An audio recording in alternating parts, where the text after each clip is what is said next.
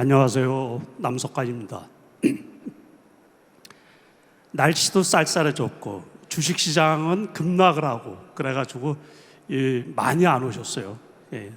그렇지만 이제 또 올해 한 해를 마무리하면서 2025년 주식시장 전망도 이렇게 한번 해보고 그 어려운 가운데서도 또 돈 버는 방법 이런 것도 한번 나눠보고 그러도록 하겠습니다. 아시다시피 다음 달 되면 트럼프 2기가 출범을 하거든요. 이제 거기에 맞춰서 투자 전략을 어떻게 가져가야지 되느냐. 올해는 주식해서 돈 버신 분들이 상대적으로 적어요. 연초에 코스피가 한 2,600포인트 정도 됐거든요. 그러다가 지금 오늘 같은 경우는 아까 오후장에 급락을 하면서 2,400이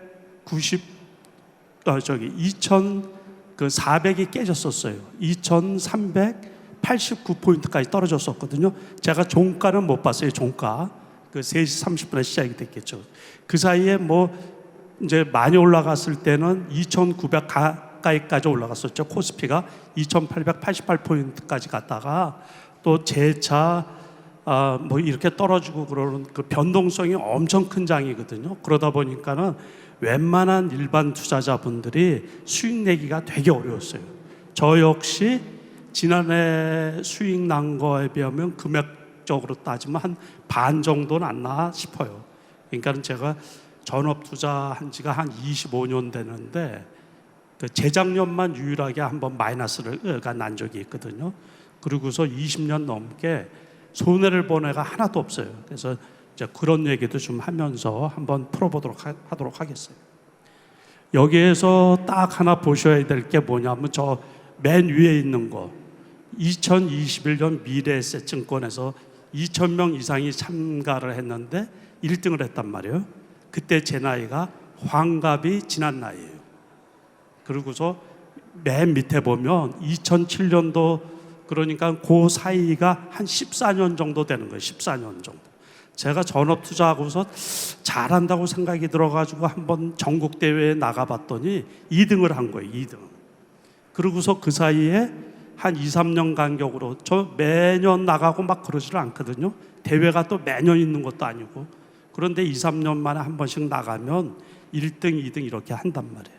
여기 이 말씀은 왜 드리냐 하면 여기에 연세가 좀 지극하신 분들도 있어요. 그렇지만은 주식 투자는 그 일본의 고레가와 긴조라고 있어요. 투자의 신이라고 제가 누차 말씀드리지만 그분은 65세부터 주식 투자를 했어요. 그러니까 63세까지는 주식 투자를 해서 돈을 다 까먹었어요. 그래서 아주 죽으라고 일본에 가면 우리나라 절 비슷한 거 있죠. 산사 그 있잖아요. 거기에 가서 공부를 2년 동안 죽으라고 해가지고 우리 돈 3,500만 원 가지고서 주식 투자를 나섰는데 그때 일본 경기가 좋은 덕도 있죠. 주식시장이 막 화랑이고 막 그럴 때 그 1980년대 돈을 얼만큼 벌었냐면 30년 동안 했거든요. 93세까지 그 1조 원 가까이 벌었어요. 우리 돈 3,500만 원 가지고. 그래서 투자의 신이라고 불려요. 물론 지금 돌아가셨지만 이 말씀은 왜 드리냐 하면 65세부터 시작을 해도 30년 동안 할 수 있는 거예요. 그러니까 여러분들 지금은 100세 시대라 그러잖아요. 그러니까 이 주식 투자로 해서 돈만 벌면 엄청 재밌어요. 재밌고 건강하고 치매 걸릴 일 없고 그래서 나이에 관계 없고 비가 오나 눈이 오나 요즘에는 스마트폰으로 하면 되지요. 그냥 컴퓨터만 있으면 할 수가 있는 거예요. 그래서 공부 열심히 하시면 그 시대가 좀 어려운 시대고 경기가 저성장 국면에 이렇게 들어가더라도 먹을 종목들이 수익이 날 종목들이 많이 있거든요. 그래서 공부를 많이 하는 것만이 이 시장에서 살아남고 수익을 낼 수 있는 유일한 방법인 거예요. 그래서 이렇게 말씀을 드린 거예요. 이제 트럼프 2기가 출범을 했단 말이에요. 그러니까는 보도를 통해서 뉴스나 이런 걸 통해서 여러분들 다 아는 내용이에요. 그래서 이런 내용 그냥 쭉 읽어보시면 지금은 이제 트럼프 2기란 말이에요. 2기. 그러니까 1월 20일께 이제 출범을 하는데 취임을 하는 거죠. 그러니까 이 일성이 그거예요. 그러니까는 멕시코에 이제 이 장벽을 쌓아가지고 불법 이민자들을 다 추방시키고 중국의 보복 관세 그리고 보편 관세, 보편 관세라는 것은 일반 관세예요. 관세를 그냥 다 매기겠다는 거예요. 이것은 이제 트럼프 우선 그 미국 우선주의 그러니까는 그 대중 견제를 강화하면서 미국 우선주의, 퍼스트 아메리카 이제 그 얘기란 말이에요. 그러면서 미국 제조업을 살리겠다는 얘기거든요. 근데 그 부작용으로 뭐냐 하면 물가가 올라갈 것 같아요. 물가가 올라가니까 인플레이션이 다시 심화되지 않느냐 그 염려 때문에 어제 이제 FED 그 파월 의장이 그 얘기를 했단 말이에요. 내년에 금리 인상을 원래 4차례 하려고 그랬는데 예상이 그랬는데 지금 물가가 심상치 않다 이렇게 하다 보니까 내년에 2차례만 금리 그 인하를 하겠다 이렇게 이제 말을 했단 말이에요. 그러다 보니까 미국에 그동안에 아주 급등을 했었던 다우 나스닥 미국 지수가 아주 폭락을 한 상태예요. 그러다 보니까 그 영향으로 어제도 떨어지고 오늘 같은 경우 이제 그 영향이 좀 심각한 거죠.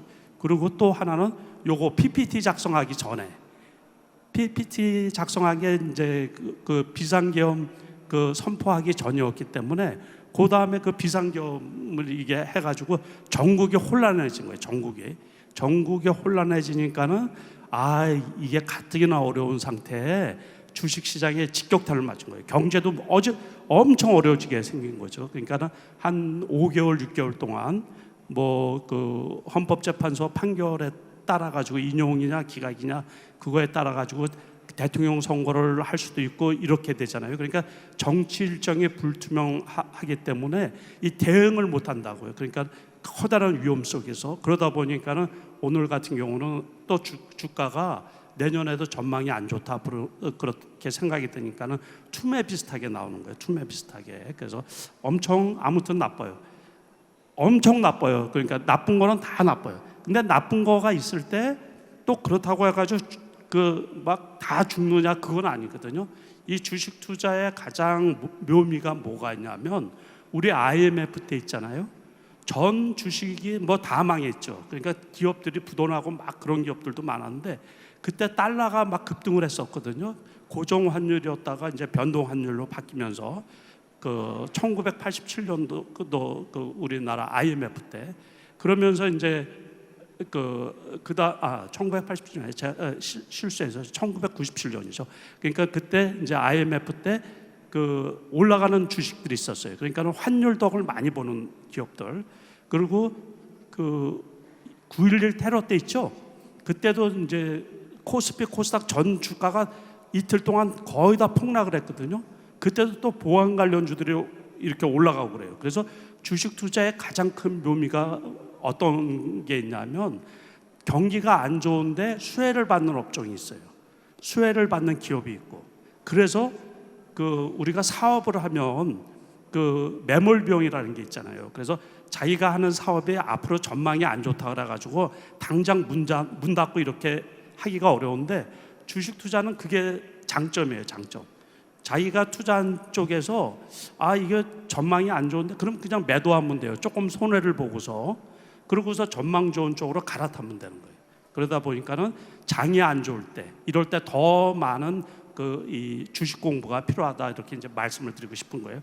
그래서 이런 것들은 다 아는 내용이에요. 언론이나 뭐 이런 거를 통해 가지고 그래서 이제 그 감세 정책, 재정 적자 확대 정책을 이제 필 거다. 그렇게 하다 보니까는 이제 가장 중요한 게 요게 물가 상승 요인으로 작용하지 않느냐 이제 그런 얘기. 그게 큰 그 부작용으로 나타나지 않나 이제 그렇게 생각이 드는 거거든요.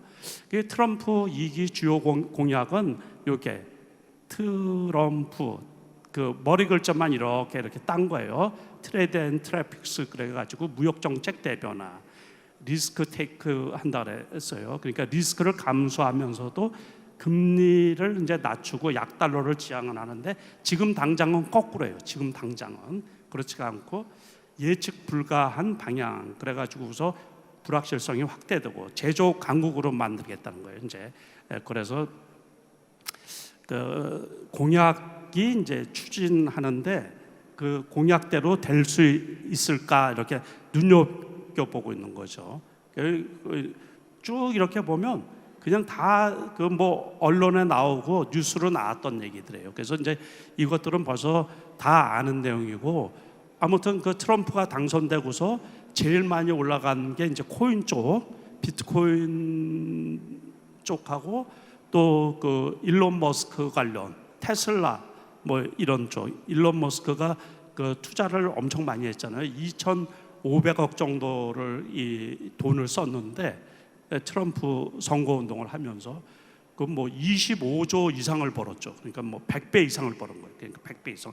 주식 가격이 엄청 올라가가지고 그 테슬라 같은 거 경우도 그때 한 320불 뭐 요 정도 했었는데 460불까지 올라가다가 이제 어제 이틀 동안 이렇게 좀 떨어지는 상태죠.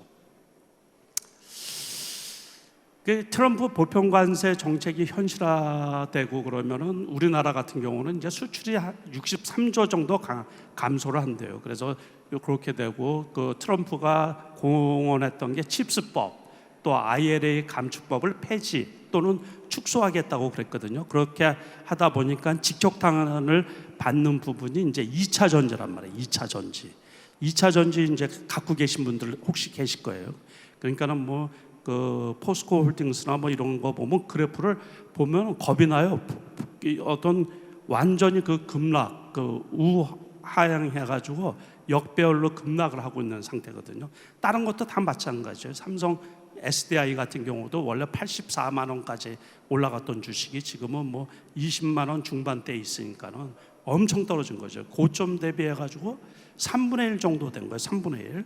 여러분들 중에서 많은 분들이 갖고 계실지도 모르는데 에코프로 같은 경우도 150만 원까지 갔는데 그 액면 분할을 한 거죠. 지금 액면가가 이제 100원인데 지금 뭐 몇만 원 안 하다 보니까는 그거를 500원으로 한 사람은 한 35만 원 요 정도 돼 있는 거예요. 그러니까 그 경우도 역시 4분의 1 정도, 고점 대비 4분의 1 정도. 그러니까 대부분 다 그렇게 떨어져 있거든요. 저것 때문에 그래요. IRA 감축법, 그다음에 어차피 중국이 그 전기차가 약진을 하면서 그 한국 자동 그 전기 2차 전지 기업들이 세계에서 시장 점유율이 많이 낮아졌거든요. 전에는 중국을 제치고 세계 1위였었는데 우리 2차 전지의 배터리 3사가, 그러니까는 그게 지금은 시장 점유율이 20%로 줄어드는 거예요. 중국은 그 우리 더블 이상 50% 가까이 확 늘어났었고, 그래서 그 2차 전지들이 고전을 면치 못하고 있어요. 그리고 재고도 엄청 많이 쌓여 있고 설비 투자가 심해서, 그래서 당분간은 조금 전망이 어둡지 않을까 싶은 거예요. 그리고 이제 반도체 같은 경우도 어차피 이제 삼성전자가 그 맥을 못 추고 있잖아요. 그러니까 삼성전자가 지금 5만 한 3천 원, 2천 원 하는데 그 5만 원도 지난번에 깨졌었죠. 그때 이제 10조 자사주 매입 발표를 했었거든요. 그래가지고 근데 그것보다도 기본적으로는 그 엔비디아의 납품이 그 HBM 납품이 지연되면서 테스팅 통과를 못하는 거예요. 그러다 보니까는 그 이 주식 가격이 맥을 못 추는데, 아주 큰 문제는 뭐냐면 미국의 엔비디아 자체가 지금 한 10% 정도 떨어진 거예요. 이 브로드캠이 그 반도체, 새로운 반도체를 이제 개발을 하고서 엔비디아하고 대항마로 나서면서 브로드컴은 이제 사상 최고치를 이렇게 고점을 찍고 그러는데, 그거에 발맞춰 가지고 엔비디아는 오히려 경쟁사가 나타나니까는 주가가 원래 그 148불이 고점이었는데 요번에 이제 130불도 밑으로 떨어지고 그랬었거든요. 엊그제 지금 130불 정도 하고 있어요. 고점 대비해서 상당히 많이 떨어졌고, 그래서 반도체가 전망이 그렇게 좋은 편이 아니에요. SK 하이닉스 같은 경우는 많이 올라갔었는데 덩달아서 떨어지고 있는 거예요. 그러니까 엔비디아가 떨어지면 같이 떨어지는 구조란 말이에요. 그러다 보니까 반도체 전망도 불투명하고, 그러다 보니까는 우리나라의 그 이제 삼성전자하고 하이닉스 또 현대차, 기아 뭐 이런 것들이 가장 대표적인 그 지수 관련주인데 대장직급인데 이런 것들이 전망이 밝지 못하단 말이에요. 그러다 보니까는 지수 전체가 그냥 급락을 하고 뭐 이런 상태고, 2차 전지나 반도체가 반등을 하면 지수가 조금 소파고 올라오고, 그렇게 하다 보니까 그 지수 관련 주식들이 그 투자하기가 되게 어려운 거예요. 그리고 여기 계신 분들도 손실이 나서 고생하시는 분들이 많이 있을 거로 이렇게 보고 있어요. 그러니까 이제 그 대미 흑자가 통상 압력으로 작용할 가능성이 트럼프 2기가 출범하면서 그런 가능성이 상당히 높아요. 그래서 2023년 작년에는 이제 대미 무역 수지 흑자가 444억 달러 정도 되거든요. 그러니까 엄청 미국에 수출하면서 돈을 많이 버는 편이죠. 그거로 인해 가지고서 야 너희 그 트럼프가 그럴 거라고 예상을 하는데, 그러니까 야 너희 우리나라에 수출을 해서 돈 많이 벌었으니까 방위비 그렇게 내서 되겠느냐, 뭐 10조 정도 더 내라, 그렇게 압박을 할 수도 있단 말이에요. 그런데 지금 이제 정부가 이게 지금 거의 이 아사 상태이기 때문에 그 대응을 못 하니까는 참 걱정이 이만저만이 아니에요. 그래서 이제 트럼프 당선에 따른 산업별 지상도 이렇게 쭉 나왔는데 그 석유화학, 근데 우리나라는 해당이 안 돼요. 자기네 석유화학을 쓰는 거기 때문에 우리나라는 중국의 영향을 많이 받거든요. 그러니까 우리나라 석유화학주들은 별로 영향이 없어요. 조선주가 유일하게 괜찮아요. 조선주. 그 조선 기자재 주식들이 있어요. 조선 기자재 주식들, 그런 것들은 많이 떨어질 때, 요번에도 또 지난번에 그 계엄 비상계엄 할 때 많이 떨어졌었거든요. 근데 그때는 제가 못 봤어요. 그래서 요번에도 또 떨어질 때 그거 떨어지나 그랬더니 오히려 오늘 같은 경우 신고가를 치더라고요. 거기 이제 그 소형 스몰캡들이 있거든요. 조선 기자재, 그 중에서 뭐 일승이라든가 또 현대힘스라든가 뭐 그런 주식들이 있는데, 그런 것들은 기억을 하셨다가 많이 떨어지면 그래프를 이렇게 보시고서 많이 떨어지면 유망한 게 그 조선업종 같은 경우에서 또 이 일부 기업들은 그 군함 있잖아요. 지난번에 이제 트럼프가 직접 전화를 해가지고 그 조선업종 이제 자기네 미국 조선업종 좀 도와주라 이렇게 직접 얘기할 정도로 이 조선업종은 그 상당히 좀 괜찮게 앞으로 그 트럼프 시대에 가장 괜찮은 쪽이 아닌가 이렇게 생각이 드는 거고, 방사는 그동안에 많이 올랐죠. 많이 올랐기 때문에 저거는 이제 잘못된 거예요. 그래서 그 고점에서 투자, 아무리 좋은 주식도 이 고점 많이 그래프를 보고서 많이 올라간 다음에는 사면 안 돼요. 계속 떨어지게 마련이거든요. 대표적인 그 방산주 한화 에어로스페이스 같은 경우는 그 지난해 20만 원, 뭐 20만 원 밑에 있었죠. 17만 원, 18만 원 해가지고 연초에는 뭐 15만 원대 이렇게 있다가 이게 인적 분할하고서 38만 원까지 올라갔었거든요.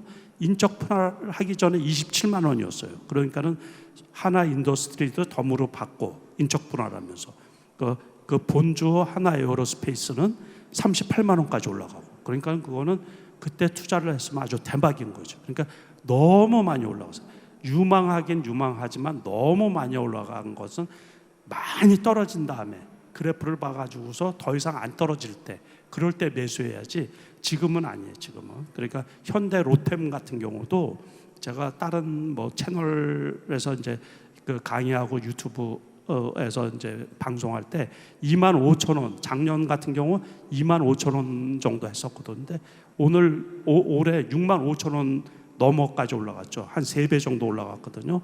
그러다가 지금은 이제 5만 원 밑에까지 이제 떨어졌는데, 제가 보기에는 지금도 조금 비싸요. 그런 것들은 이제 어떻게 보시냐면, 지수가 떨어지잖아요. 지수가 고점 대비해서 한 400포인트 이상 떨어졌거든요. 그러면 전부 다 전 주식이 다 떨어지게 돼 있어요. 지수를 이기는 종목이 없는 거예요.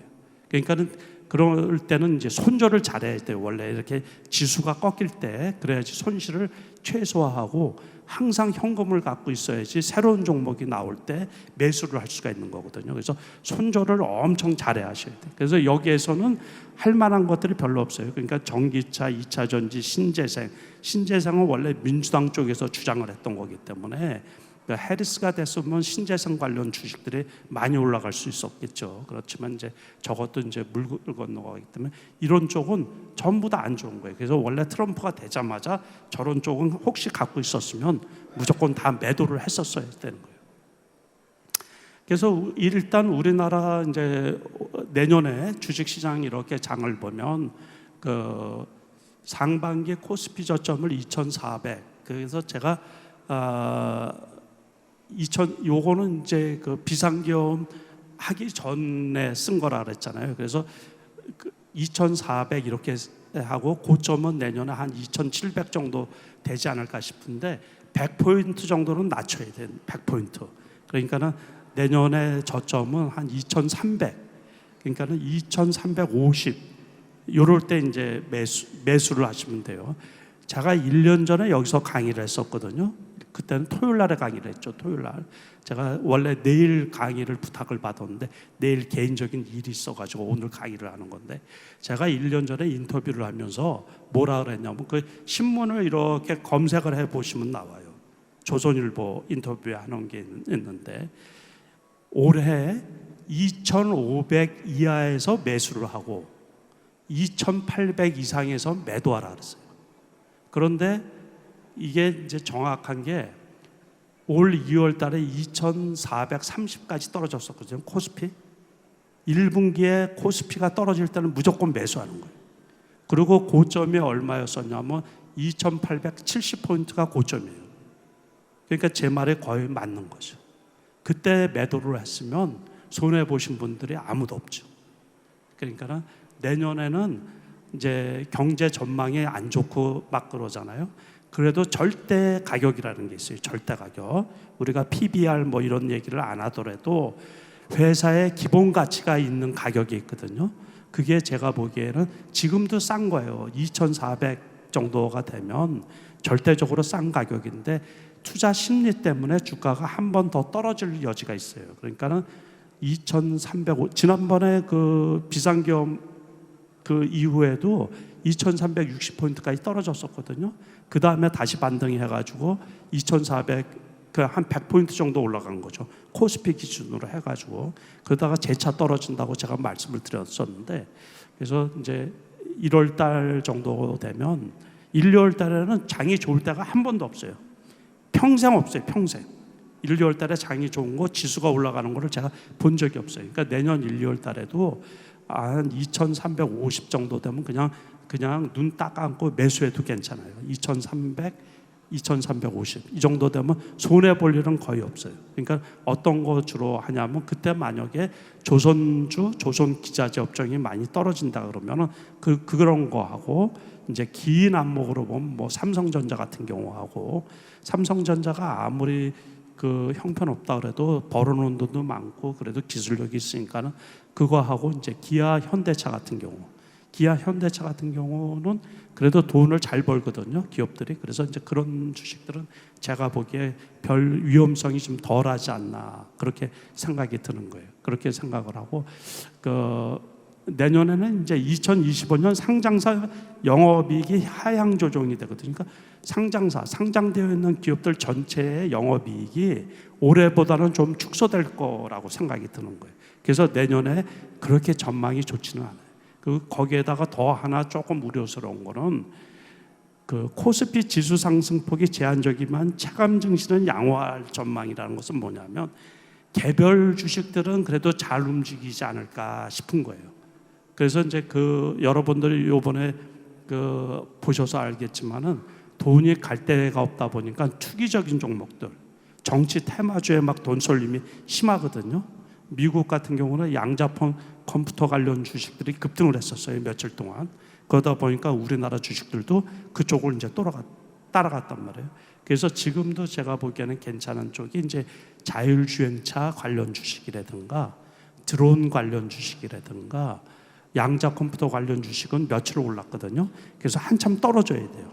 그런 것들도 많이 떨어진 다음에는 괜찮지 않을까 그렇게 예상을 해요. 그래서 그 중요한 것들은 이제 스몰 캡 종목들, 그런 것들은 높을 때 사면 절대로 안 되고 많이 떨어질 때 그렇게 몇 개 종목들을 이렇게 체킹을 하셔가지고, 그래서 그래프를 볼 줄 아셔야 돼요. 그래프 그런 거를 이제 보시다 보면은 그래프 나중에 이제 제가 설명을 드릴 텐데, 그럴 때 이렇게 그 우리가 기술적 분석이라고 하거든요. 그래서 그런 거를 반드시 보고 자기 거화 시켜야지 이 흔들림이 없는 거예요. 흔들림이 없고 꾸준히 수익을 낼 수가 있는 거예요. 그러니까는 주식 투자를 하루 이틀 하고 마실 분 같은 경우는 여기에 계실 필요도 없어요. 그러니까는 내가 꾸준히 하겠다 이 생각으로. 저는 전업 투자를 할 때 단돈 1,000만 원 가지고 했어요. 1,000만 원 가지고 말도 못하게 엄청 큰 돈을 벌었어요. 그러니까 여러분들은 뭐 우리가 소위 말해서 배만 벌어도 좋다 그러지만 10배도 아니고 100배도 아니고 돈으로 따지면 진짜 크게 벌었어요. 그러니까 그렇게 벌 생각이 있고 그러시면 공부를 많이 하셔야 돼요. 공부를. 그래서 제가 책을 3권을 썼는데 부동산 많이 올랐잖아요. 그 첫 책에는 어떤 거를 집어넣냐면 2억 가지고 20억 번 거를 이렇게 사진을 찍어 가지고서 첫 책에 올려놨어요. 그거를 왜 올려놨냐면 주식 투자가 물론 어렵지만 불가능한 게 아니라는 거를 보여드리고 싶어가지고 부동산 값이 20억, 30억 하고 그러잖아요. 그러니까는 서울의 아파트 33평짜리가 이런 꼴이다 보니까는 이제 주식 투자도 꾸준히 그렇지만 공부를 엄청 많이 해야 돼요. 그렇게 하면 불가능한 게 전혀 아니다라는 거, 그런 거를 이제 여러분들한테 말씀드리고 싶은 거예요.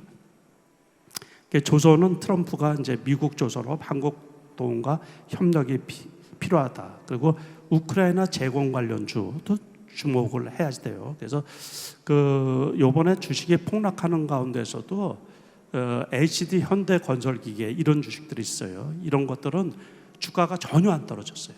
그러니까 대표적인 우크라이나 재건주 같은 경우인데 지난번에 종전 얘기가 나오기 전에는 48,000원 정도까지 떨어졌었거든요. 5만 원에 충분히 살 수가 있는데 오늘도 62,000원 정도 돼요. 그러니까 바닥 대비해 가지고 한 20% 이상 올라왔거든요. 이제 그런 주식, 또 여기에 대장주라고 할 수 있는 SY 스틸텍 뭐 이런 주식들은 오늘도 이제 8,000원이 넘죠. 그거 원래 4,000원짜리 주식인데 그거는 거의 100% 올랐어요.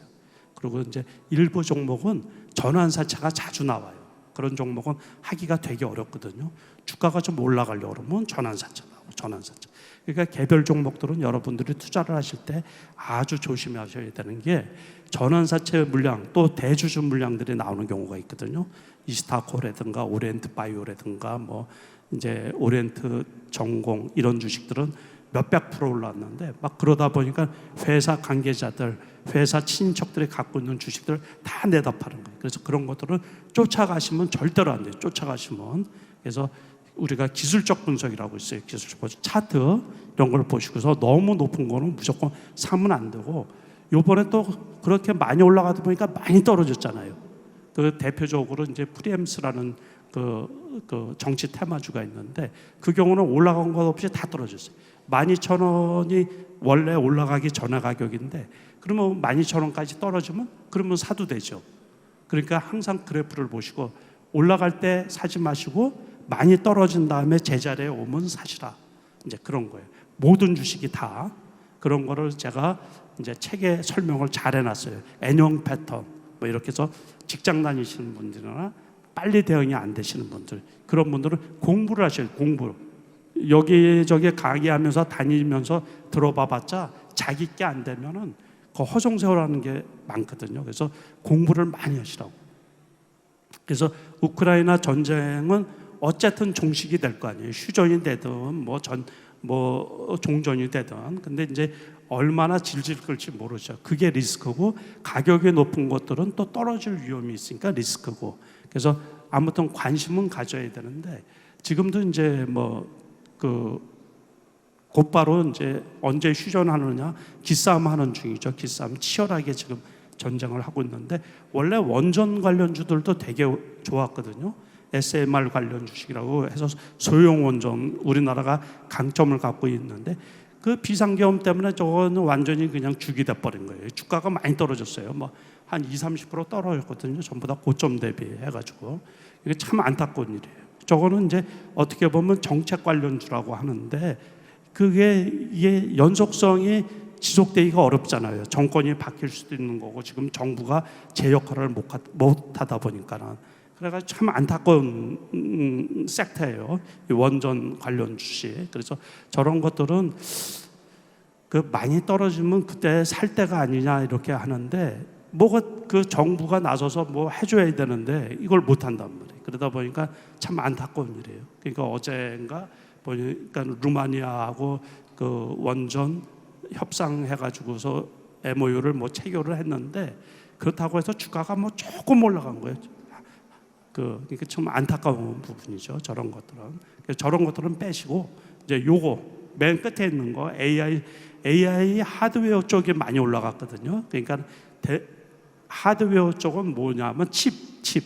그러니까 엔비디아 그 마이크로소프트, 마이크론 테크놀로지, 그 브로드컴 이런 식으로 그 칩 관련주를 우리가 하드웨어라고 하면 하드웨어는 2년 올라갔단 말이에요. 작년 올해 쭉 작년에 우리가 그 AI 그게 이제 출연을 하면서 그 본격적으로 이렇게 쓰임새가 많아졌죠. 근데 그 칩은 계속해서 쓰이긴 쓰이는데 이제 대체할 칩들을 여기저기 만들어내고 그러다 보면은 언젠가 실적이 둔화되지 않느냐 이제 그런 거예요. 그러면서 오늘 같은 경우 그 마이크론 테크놀로지가 실적이 둔화되면서 시간내로 13포인트인가 이렇게 떨어졌거든요. 급락하게 나왔는데 그렇게 되면 이제 칩 관련주는 더 못 올라가고 그래서 그 하드웨어 쪽이 아니라 AI 소프트웨어 그러니까 콘텐츠를 뭐 제공하는 데라든가 솔루션을 제공하는 그런 기업들이 이제 올라가지 않느냐. 그래서 AI 소프트웨어 쪽 그리고 아까 말씀드린 자율주행하고 드론 이런 쪽은 이제 잘 모르시면 인터넷에 이렇게 검색을 해보시면 돼요. 드론 관련주 딱 하면 이렇게 종목이 쭉 나온단 말이에요. 그거를 메모해 놓고 HTS나 그 스마트폰으로 검색을 해보는 거예요. 이렇게 주가를. 그래서 제일 많이 움직인 거, 그것들 그 이제 여러 종목에 나오는데 다 올라가는 게 아니거든요. 그러니까 제일 많이 올라갔던 것들이 이렇게 떨어질 때 매수해놨다가 그 체킹을 해놨다가 제시형 같은 거는 저 드론 관련주인데 엄청 많이 올랐거든요.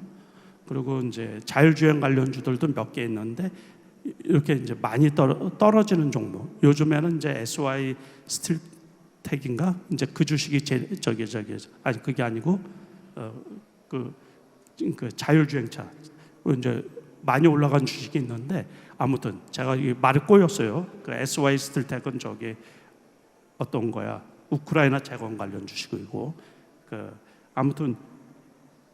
양자 컴퓨터 관련주는 그 엑스게이트라고 있거든요. 그게 제일 많이 올라갔어요. 근데 경고를 먹다 보니까는 몇 차례 계속해서 바닥 대비해서 100% 이상 올라갔죠. 그러니까는 4,000원, 4,500원짜리, 5,000원짜리가 만원, 11,000원까지 갔다가 지금 이제 경고 먹고서 계속 떨어지는 중인데 그런 것들을 체킹을 해뒀다가 많이 떨어지면은 또 경고가 해제될 쯤에 다시 한번 올라갈 가능성이 있거든요. 그러니까 항상 다시 많이 올라간 거 말고 떨어진 다음에 매수하자 그 생각들을 이렇게 하시면 되는데 내년에는 이제 이렇게 개별주 정도 개별주 그리고 정치 테마주도 전혀 무시할 수 있는 건 아니거든요. 근데 고점에 갔다가 주저앉아서 쉬고 있을 때 그럴 때 몇 개 이렇게 여러분들이 보시고서 그래서 그 써먹으면 되는 거고 이제 그 다음에 인맥 관련주들은 조금 무식한 투자예요. 무식한 투자. 그러니까는 다음에 대통령 선거, 우리나라 같은 경우 다음에 대통령 선거가 있고 그 다음에 누가 나와서 누가 될지는 모르겠지만 아무튼 정책이라는 걸 필 거 아니에요. 그러니까 정책 관련주는 당선이 된 다음에 사도 늦지가 않거든요. 그러니까는 그 정책 관련주가 뭔가 그거를 체킹해 주시면 그거는 지금까지 시행된 게 아무것도 없어요. 그리고 내년에 아무튼 대통령 선거가 끝난 다음에 누가 될지 모르지만은 누가 나올지 모르지만 거기에는 돈이 쏠리기 때문에 주가가 올라가는 경우가 상당히 많아요. 그러니까 일례를 들어가지고 지난번에 그 몇 년 전에 그 이제 대통령 선거 끝난 다음에 한신기계라고 있거든요. 한신기계. 그게 이제 원전 관련주라고 해서 지금은 그 당시 가격보다도 더 떨어졌어요. 그래서 제가 보면 아주 순 엉터리 같은 건데 지금은 700원인가 하는데 그 당시는 그게 4,000원, 4,500원 했거든요. 그게 14,000원까지 올라갔다. 대통령 선거가 끝난 다음에, 그러니까 정책 관련주. 그래서 요번에도 지금은 여러분들 다 나도 모르고 여러분 전부 다 몰라요. 그러니까 내년에 어쨌든 그 대통령 선거가 있고 누가 되든지 뭐 할 거 아니에요? 그러면 이제 그 다음에 그 정책 관련주를 누가 됐든지 간에 그 사람의 정책이 뭔가, 그래서 잘 살펴봐서 투자를 하시면 그러면 거기에서 큰 수익이 날 수가 있어요. 그래서 이제 원래 내년에 코스피 1분기 코스피 2400 부근 적극 매수해도 괜찮다 그랬는데 제가 보기에 한 50포인트 정도는 낮춰야 되지 않을까 싶어요. 그러니까 한 2350 정도로 이렇게 보시면 될 것 같고, 시대 중심주, 시장 중심주를 매수하라. 그런데 이제 시장 중심주, 시대 중심주라는 것은 내년도 역시 불투명하기 때문에 AI 시대가 지속되는데 AI 소프트웨어 쪽이라든가 아까 말씀드린 이제 자율주행, 드론, 또 양자 컴퓨터 관련 주식, 또는 조선주나 조선 기자재 뭐 이런 주식은 괜찮지 않을까 싶은 거예요. 조 포인트 대에서 2350, 2400 여기 포인트에서 혹시 매수를 하게 된다 그러면 제가 말씀드린 조선 기자재 업종, 또 이제 자율주행차 또는 드론 관련주, 또는 이제 그 AI 소프트웨어 관련 주식, 뭐 이런 주식으로 매수를 하면 그래도 수익이 날 수 있지 않나. 그럴 때 이제 그게 개별주면 주가가 많이 올라가면 안 돼요. 절대로 추격 매수하면 안 되고. 그리고 이제 매수 매도전 일반적인 사항이에요. 요거는 일반적인 사항. 주식을 매수하기 전에, 매도하기 전에 항상 점검할 사항이 뭐냐 하면은 이제 기본적인 분석, 개별 기업 분석을 해야 돼. 그러니까 여러분들이 이게 쏠림 현상이 심할 때, 뭐 작년 같은 경우 2차 전지 같은 경우 묻지마 2차 전지만 있으면 막 사가지고서 손해를 보신 분들이 엄청 많이 있을 거예요. 그러니까 그러면 안 되고, 이 회사가 뭐 하는 회사인가, 그거 하나 하고 앞으로 이 회사 전망이 뭐 다른 게 아니에요. 돈을 잘 벌 섹터인가, 그게 제일 중요한 거예요. 내가 이 주식을 사면 왜 샀나 생각을 하시고, 누가 좋다고 해서 산다 그러면 안 되고, 앞으로 돈을 잘 벌 섹터인가, 그게 제일 중요한 거예요. 내년에 경기 전망이 어려운데 앞으로 이 기업이 속해 있는 섹터가 돈을 잘 벌 섹터인가, 그게 제일 중요한 거예요. 그게 항상.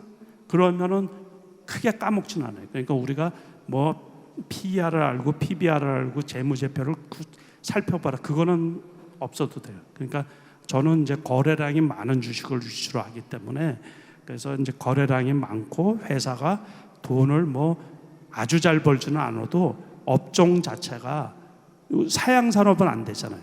석유화학이나 뭐 이런 거는 계속 떨어졌단 말이에요. 그러고서 앞으로도 별로 전망이 안 좋고, 우리가 코로나 끝난 다음에 게임 관련주가 엄청 많이 떨어졌단 말이에요. 그렇다고 해서 앞으로 전망이 좋은 것도 아니에요. 그러다 보니까는 이제 살 때 항상 사기 전에 어떤 거 한 가지 딱, 이 회사가 뭐 하는 회사인 줄은 알아야죠.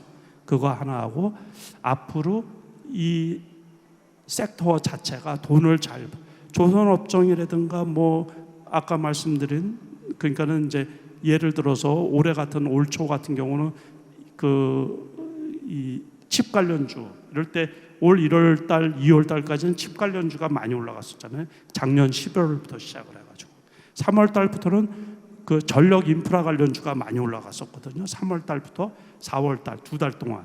그리고 5월 달 한 달은 화장품주가 많이 올라갔는데 그 다음에 6개월 동안 계속 떨어졌어요. 그러면 안 돼요. 그래서 그런 현상이 나타나는 것도 한번 말씀을 드릴게요. 왜 그러냐면 이제 기본적인 분석, 그래서 이제 그걸로 살펴보라는 얘기예요. 근데 PER, PBR 이런 거는 안 살펴보더라도 너무 터무니없이 많이 올라간 주식들, 너무 터무니없이 많이 올라간 주식들, 그거를 우리가 PER, 퍼로 따진다 그러면 이제 퍼가 뭐 50, 100 뭐 이렇게 되면은 그거는 너무 많이 올라간 거. 그러니까는 에코프로가 150만 원 갈 때 PER로 따지면 얼마인 줄 아세요? 800이었어요. 800년 동안 벌어야지 지금 그 가격이 되는 거예요. 그 회사가 800년 동안 벌어야지 그 가격이 되는, 그건 너무 터무니없는 가격이라는 얘기죠. 그렇죠? 그러니까 그렇게 퍼라는 것은 아주 단순해요. 퍼 10이라 그러면 10년 동안 벌면 그 회사를 살 수 있는 돈이 된다, 그런 얘기예요. 그러면 그거 괜찮은 거죠. 그렇죠? 그래서 퍼가 낮으면 낮을수록 좋은 거예요. 근데 이제 너무 퍼가 PER이 너무 터무니없이 높으면 그건 버블인 거예요, 버블. 그래서 그런 거 쫓아서 사시면 죽었다 깨어나도 안 돼요. 그게 기본적으로 남이 다 좋다 그럴 때 있잖아요. 그 주식 투자는 아주 단순해요.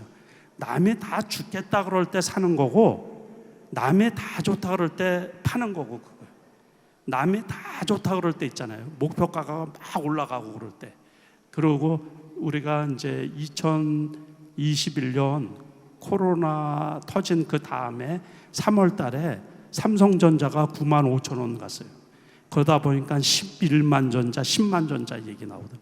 그러면 파는 거예요. 그러면 에코프로가 150만 원 가니까는 200만 원 간다는 소리가 막 나요. 그러면 파는 거예요. 죽었다 깨어나도 더 이상 못 가. 그래서 이제 심리적인 거, 그리고 다 죽겠다 그럴 때 있죠. 그럴 때 사면은 손해 보는 일이 적죠. 그러니까는 그 정반대로 하시면 돼요. 기술적 분석이라는 것은 이제 뭐냐면 코스피 지수, 코스닥 지수, 개별 기업의 차트를 이렇게 보는 거예요. 차트를 기본적으로는 볼 줄 알아야 돼요. 그러니까 아주 어려운 뭐 월봉, 주봉 뭐 이런 거, 그런 것까지 다 볼 필요는 없어요. 우리가 일봉 차트 정도는 봐서, 차트를 보는 게 뭐냐면 지금 가격이 어느 정도에 있느냐 이렇게 살펴보는 게 차트예요, 차트. 그래서 지수 차트를, 지수를 이기는 종목이 없는 거예요. 여러분들 이 뒤에 한번 이렇게 보시면은 이동평균선, 박스권장에서 아주 중요한 거예요. 개별 기업 차트 같은 경우, 지금 같은 경우는 낮은 아랫부분에 박스권 장세거든요. 내년도 역시 마찬가지고, 내년에도 지수가 많이 못 올라가요. 지수 자체, 여기서 지수라는 것은 코스피, 코스닥 지수를 말하는 거예요. 그 지수가 많이 못 올라가는 거는 한국은행에서 내년 경제 성장률을 얼마라고 발표했어요? 1.9% 발표했어요. 1.9. GDP 성장률이 왜 중요하냐면 1.9% 발표를 했고 내후년에는 1.8%예요. 그러면은 물가 상승률이 2%가 넘는데 역성장이라는 얘기예요. 역성장. 그러니까 주가가 옛날에 어떤 잘 모르는 사람들, 제가 보기에는 잘 모르는 사람들은 주식은 사서 오래 묻어두니까는 그래야지 사고 팔고 하면 돈을 못 번다 그랬어요. 그리고 부동산은 사고 팔고 안 하고서 묻어두고 있으니까 큰 돈을 벌다고 그렇게 말씀을 했거든요. 그거는 이제 10년 전에 가능했던 얘기. 10년 전 우리나라 성장률이 4% 이상, 5% 이상일 때는 그게 가능했던 거예요. 우상향하는 그런 종목들이 많이 있는데 지금은 어떻게 보면 역성장이에요. 역성장. 그러니까는 기업들이 생존하기가 되게 어렵다란 말이에요. 이자 내고 뭐 하고 그러면 이게 성장하기가 어려워요. 우리나라 가계부채가 어느 정도 되는 줄 아시죠? 1900조예요. 지금 1900. 공공부채가 1700조예요. 공공부채는 이제 정부 부채, 공기업 부채를 합쳐가지고서 그러거든요. 우리나라 가계부채가 1900조인데 그게 전부 다 70%, 80%가 부동산 부채예요. 부동산 대출을 받은. 기업 부채가 500조 정도 돼요. 500조. 여기서 기업 부채라는 것은 대기업체를 뺀 중소기업들 있잖아요. 그 부채가 500조. 부채공화국이에요. 부채공화국. 이게 그러다 보니까 이자 내고 뭐하고 하려고 그러니까 내수가 살겠어요? 안 살지. 그렇다고 부동산에 올라가는 게 부동산 값이 계속 올라가면 그건 버블이란 말이에요. 이게 일본이 30년 동안 고생을 한 게 부동산 버블 때문에 그러거든요. 1980년대 일본의 부동산이 천정부지로 올랐어요. 그래서 일본 땅 다 팔면 미국 땅 다 사고도 남는다 그랬거든요. 그러다 보니까 일본이 30년 동안 장기 이렇게 어렵게 된 거예요. 지금은 중국이 그렇잖아요. 중국이 몇 년 동안 부동산 붐이 일어나가지고 전 국토가 부동산 붐이 일어났다가 지금은 지방들이 전부 다 지방성이 다 망조가 들은 거예요. 그 부채가 너무 심각해가지고 부동산 값이 폭락하고 그러다 보니까 내수가 침체가 되는 거죠. 우리나라 같은 경우도 그래서 그 내년에 경장 성장률이 낮단 말이에요. 그러다 보니까는 우상향하는 쭉 가는 그런 게 없어요, 지금은. 그래서 올라가도 두 달, 올해 같은 경우 그 전력 인프라 관련주 2달. 지난해 같은 경우는 그래도 한 5개월, 6개월 올라갔었단 말이에요. 그때는 처음으로 그냥 큰 그 테마성으로 인해 가지고 팬덤이 형성되다 보니까는 그 2차 전지들이 한 5개월 정도 올라갔단 말이에요. 근데 앞으로 그렇게 주식 시장에서 크게 올라가는 그런 거는 거의 내년, 내후년까지 없을 가능성이 높아요. 그러니까는 앞으로는 어떤 테마성으로 인해 가지고 시장 중심주 그런 쪽에서 이렇게 쭉 올라간다 그러면 한 2달 올라간다 그러면 최대로 많이 올라간다 그렇게 생각을 하시고, 초기에 매수했다가 그래프상으로 꺾이면 대장주가 데드크로스가 발생하면 그럴 때 이제 무조건 파시는 거예요. 그래서 기술적 분석이 뭐냐, 이것도 잘 공부를 하셔야 돼요. 뭘 보시면 되냐면 여기가 보면 코스피 일봉 차트예요. 저 위에 보면은 코스피 일봉 데드크로스라고 이렇게 되어 있죠. 데드크로스는 뭐냐면 정배열 우상향으로 쭉 가다가 5일선, 11선이 21선, 60일선을 깨고서 이렇게 흘러내리는 거예요. 그럴 때는 그냥 무조건 지수 관련주는 다 파는 거예요. 다 파는 거예요. 지수 관련주는 무조건. 지수를 이기는 종목은 없다. 여러분들 평생 머릿속에 숙지 외워두셔야 돼요. 지수를 이기는 종목은 없다. 누가 한 말이에요? 제가 한 말이에요. 제가 한 말. 제가 주식 투자를 37년을 했어요. 여러분 저만큼 경험이 많은 사람이 없어요. 실전 경험이, 그리고 성과를 많이 낸 사람도 우리나라에는 없어요. 그래서 지수가 꺾이잖아요. 그래서 지수 일봉 차트를 잘 봐요. 주봉 월봉 볼 필요도 없어요. 그래서 지수 일봉 차트가 꺾이면 무조건 갖고 있는 지수 관련주는 다 파는 거예요. 키 맞추기를 한다고. 종목은 다 키 맞추기를 하게 됐어요. 그렇게 해서 이렇게 지금 많이 떨어졌는데 지금은 더 떨어져 가지고 여기까지 떨어져 있는 거예요. 지금 이제 2,400. 이거는 전에 만들어 놓은 거거든요. 그러니까 엄청 많이 떨어진 거예요. 저기 고점에서. 자, 그러면 이제 이렇게 보니까는 이거는 이제 한미반도체 아시죠? 엔비디아 관련해 가지고서 최고의 수혜주였어요. 최고의 수혜주. 작년 5월 달에 제가 여기저기 여러 군데서 강의를 했었는데 그때 2만 원 했던 거예요.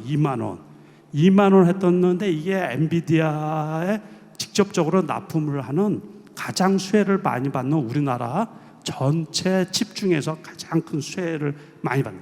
저기가 이제 데드크로스가 개별주인데 데드크로스가 발생. 저게 18만 원까지 갔단 말이에요. 2만 원, 작년 초에는 14,000원, 15,000원 했거든요. 그러니까 10배 올라간 거예요.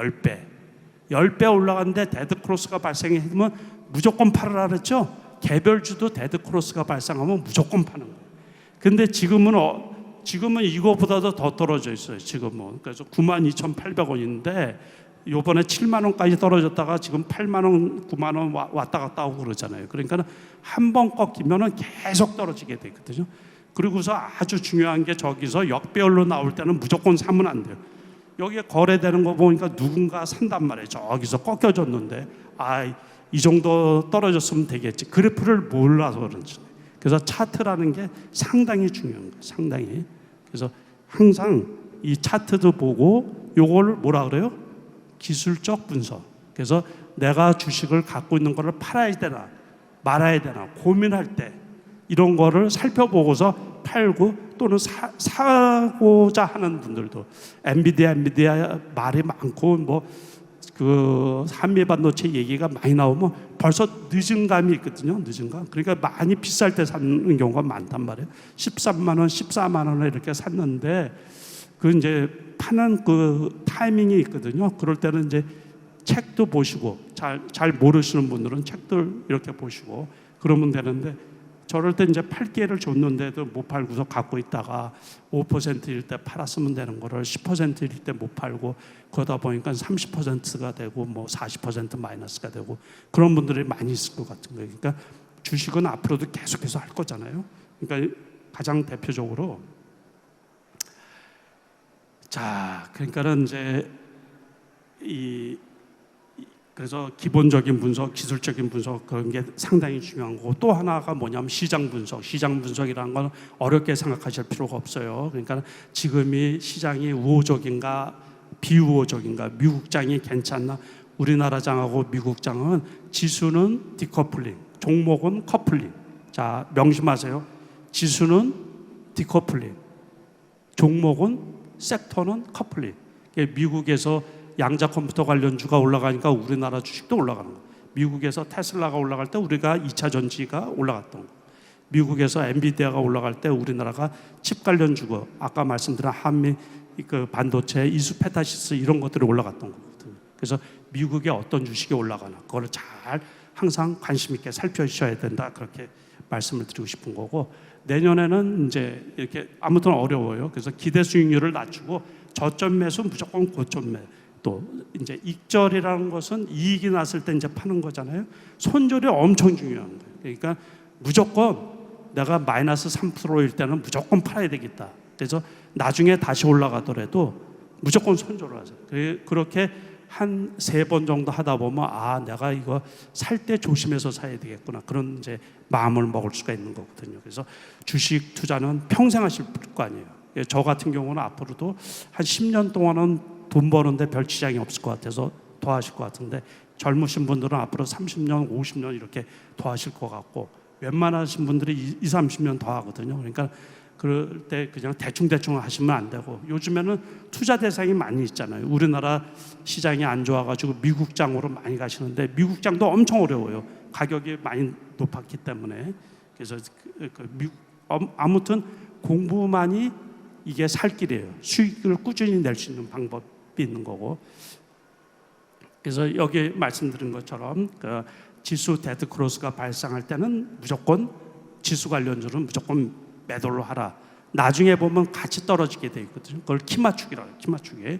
그래서 박스권 장세는 이제 개별주, 중소형주에 집중하는데 변동성이 극심하기 때문에 널뛰기가 심하다는 얘기죠. 그래서 항상 기술적으로 차트를 이렇게 보고서 저점일 때만 사라는 얘기예요. 많이 올라가서 이격이 발생했다 그러거든요. 그럴 때는 이제 사면 안 되는 거고. 요번에는 뭐 그 정치 테마주 중에서 이게 널뛰기가 아주 심하잖아요. 그러니까는 어느 날에는 뭐 이재명, 어느 날에는 우원식, 뭐 별의별 주식들이 다 오르락내리락하고 그래요. 뭐 홍준표 관련주 무슨 뭐, 그래서 이제 정치 테마주들 이게 맞추기가 되게 어렵거든요. 그러니까 그런 거는 아예 나는 너무 극심하다, 그런 건 아예 쳐다도 보지 않으셔도 되는 거고, 고점 추격 매수는 이제 절대 금물입니다. 그래서 이거 설명을 이렇게 이제 드렸던 거고, 이제 이런 거는 지금 저거를 사라는 게 절대로 아니에요. 그러니까 샘플로만 이렇게 보여드린 거예요. 요거는 이제 지분 싸움으로 해가지고 이렇게 많이 올라갔는데 원래 가격까지 이렇게 많이 떨어졌어요. 그럴 때는 이제 매수해도 된다는 얘기예요. 그러니까 이런 거를 우리가 패턴형이라서 N형 패턴이라 그래요. N형 패턴. 근데 딱 한 번만 써먹어요. 보통 2번 써먹는 경우도 있어요.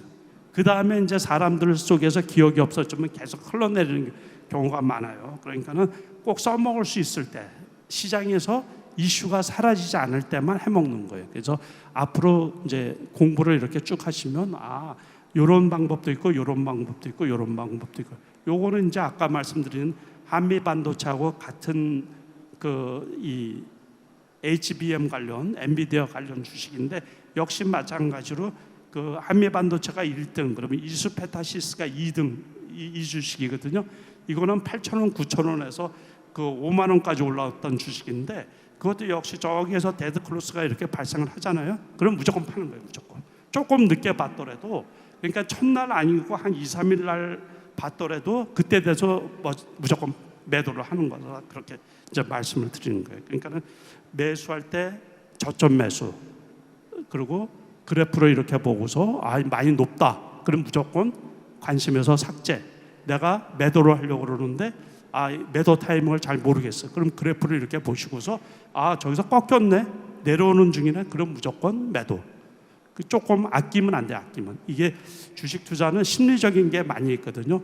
어떤 주식이 이제 예를 들어서 에코프로를 그 150만 원일 때 이렇게 봤어요. 그런데 그 100만 원 되니까 되게 싸다고 느껴서 많이 샀다고요. 근데 그게 원래 10만 원에서 시작이 된 거 아니에요. 그러니까 100만 원을 사도 엄청 높은 거죠. 거기서 다 물린 거예요. 다 90만 원, 100만 원에서 엄청 많이 물린. 그래서 그렇게 주식을 하면 절대로 안 돼요. 그러니까 바닥이 어딘가, 어디에서부터 올라왔나, 그렇게 말씀을 드리고 싶은 거예요. 그러니까 내년에도 장이 쉽지는 않아요. 그렇지만 이제 영 먹을 게 없는 건 아니에요. 그러니까 그 와중에, 그러니까는 자주 매매를 하지 마시고 높은 거 쫓아가지 마시고 그래프 많이 보시고 이슈가 뭔가, 뉴스가 뭔가 확인을 잘 하시고, 그게 바닥까지 다시 떨어졌을 때는 매수해도 된다고, 그렇게 이제 말씀을 드리고 싶은 거예요. 그러면 수익이 그 어려운 장에서도 계속 날 수가 있는 거예요. 요거로 일단 강의는 마치도록 하고, 뭐 질문하실 거 있으면은. 네, 질문지 띄워주시기 바랍니다. 이 Q&A는 2025 대한민국 재테크 박람회 사전 등록 시에 보내주셨던 질문을 전달 드리는 겁니다. 네, 질문 띄워주시죠. 네, 개별 종목 그리고 지수 추종 중 무엇을 더 추천하시나요? 라고. 이제 저는 국내 주식 같은 경우, 저는 이제 원래 저는 이제 선수라 그래요. 저는 선수고 지금도 현역이고, 그러니까 주로 개별 종목 위주로 하죠. 개별 종목. 그런데 아까 제가 코스피 내년에 2,350 정도, 2,400에서 괜찮지 않을까 그렇게 얘기를 했어요. 근데 종목으로 들어가니까 좀 어려워요. 그럴 때는 ETF를 사시면 돼. 코스피 200 ETF 같은 경우. 그거를 사시면은 지수를 사는 거예요. 그게 지수를 사는 거예요. 그러니까는 그럴 때는 이제 내가 개별 종목에 어렵다. 그럴 때는 지수를 사시면은 그 수익에 도움이 되는 거죠. 미국 주식도 마찬가지예요. 미국 주식도 개별 종목의 변동성이 엄청 크거든요. 그러니까 그리고 또 이제 이게 우리나라 시간으로 밤 11시 30분부터 시작을 하잖아요. 11시 30분부터 해서 새벽 5시, 5시 반까지 하거든요. 그러니까 그 시간에 제대로 하기가 어려워요. 그럴 때 보면 미국도 나스닥이라든가 S&P 500 지수 추종하는 ETF가 있거든요. 그래서 그럴 때는 이제 잘 모르시는 분들은 지수 추종을 쫓아서 사는 게, 지수를 사신다 그래요, 우리가. 그게 훨씬 편하고, 저 같은 경우는 이제 개별 종목 위주로 많이 하고, 그러니까 그래야지 이제 수익이 극대화되거든요. 그러니까는 그 이제 반도체 관련 주식이 좋다 그러면 반도체 뭘 사야지 될지 모르잖아요. 그러니까 반도체 ETF를 사시면 되는 거예요. 2차 전지가 좋은데 2차 전지 어떤 종목이 몰라. 그러면 2차 전지 ETF를 사시면 돼. 그러면 투자하기가 필요 없죠. 요번에 수익이 아주 엄청 많이 난 게 그 테슬라 일론 머스크 관련 ETF가 있대요. 그거는 뭐 수익률이 엄청 크다는 거예요. 그러니까 지금 그런 거가 지나간 거라고 생각을 하시면 안 되는 게, 미국의 대선은 4년 후에 또 있어요. 그죠? 그때 또 우리가 요번을 반면교사로 삼아서 써먹으면 되는 거죠. 우리나라 대선은 헌법이 개정되기 전에 5년마다 되풀이가 되는 거예요. 그래서 선거 관련 주식들은 5년마다 똑같이 나오는 거예요. 똑같이. 그래서 이게 지금 철진한 얘기를 하고 있네. 그게 아니에요. 5년 뒤를 보시고서 요번 거를 다 잘 기억하시고 메모해 주셨다가 나중에 써먹으면 되고, 미국 대선 관련주는 4년 뒤에 또 있단 말이에요. 그때 또 써먹으면 되지. 4년 전에 써먹은 것처럼 그렇게 계속 되풀이하면 돼요. 네. 네, 다음 질문 올려주시죠. 네, 국내 주식 시장에도 가치 투자가 유효한 투자 방법이라고 생각하시나요? 저게 아까 말씀드린 것 말씀대로 10년 전에 가능했어요. 그때는 GDP 성장률이 몇 퍼센트 이상? 4%, 5%. 중국이 몇 퍼센트 이상? 8%, 10% 이상일 때. 그럴 때는 중장기 투자가 가능했어요. 지금은 GDP 성장률이 저성장이에요. 중장기 투자가 안 돼요. 어려워요. 엄청 어려워요. 그래서 그거에 추종을 하면 돈을 절대로 못 벌어요. 그렇게 하시면 돼요. 그러니까 짧게 하시는 게 좋아요. 네, 마지막 질문 올려주시죠. 네, 최근 상법 개정이나 금투세 이슈로 뜨거운데요. 이에 대한 남석관님의 생각이 궁금합니다. 상법 개정은 이제 저는 논외로 하고, 금투세는 어쨌든 폐지가 됐잖아요. 그러니까 상당히 그 일반 투자자들한테는 긍정적으로 작용을 해요. 네, 그렇게 대답을 하도록 하겠습니다.